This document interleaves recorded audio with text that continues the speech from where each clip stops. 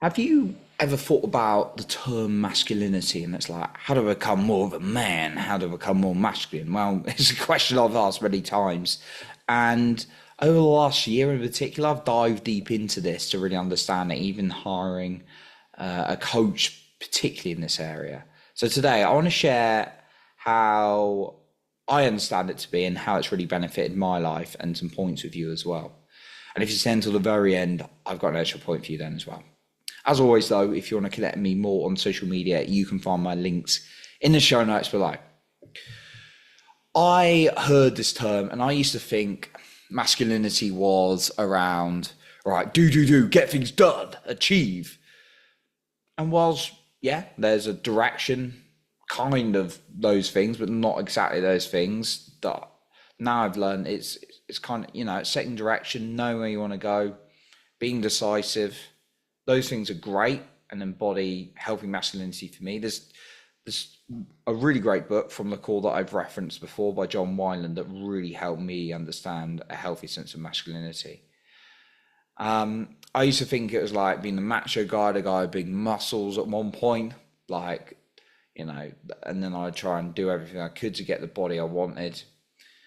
What I've learned it to be is creating like safety and structure for myself and others to allow the emotions and my own feminine energy to flow and allowing others to be as well. Being that structure, that support, guiding the direction, but not dictating and not controlling. That's not what it is.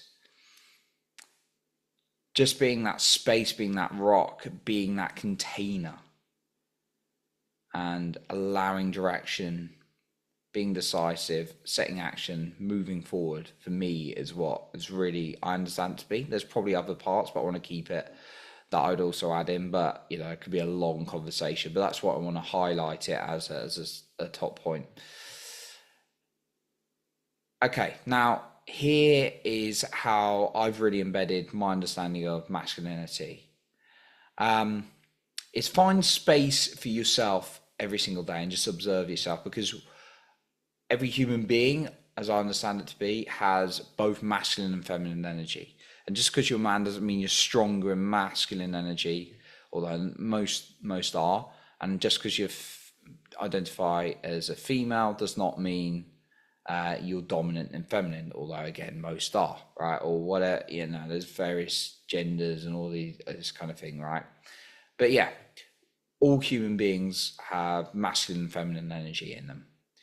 Now, for me, to live more healthy masculine is about observing myself and not judging my emotions. It's like, I'm feeling upset. Okay, I'm feeling the emotion of being upset and sadness. I am not that emotion, but I will stand here and observe it, or sit here and observe it.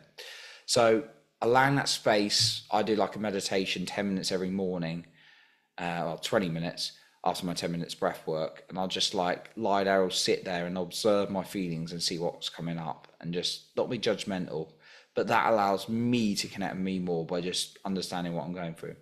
The second thing is we have like this ego and this like little bitch in our head, as one of my men's group call it, and it's goes like, meh.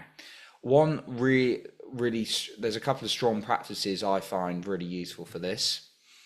Cold showers, as much as people hate them, allowed to kind of really see that voice and not let it control you. It's not about controlling it and saying, right, do this and this, shut up voice. It's about saying, okay, there's a whinging little voice in my head.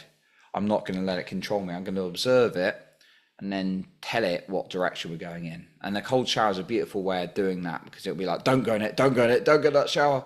And then you go in it and it's like, okay. Cool. And or an ego eradicator. That's a really good exercise. If you Google that or go on YouTube, it's basically holding your arms in the air for a set amount of time, usually like 10, 15, 20 minutes. It hurts. And then the ego, that little voice in your head goes, take your arms out, take your arms. And you don't. You just listen to the music if you're listening, or the silence. You hold it for as long as you can.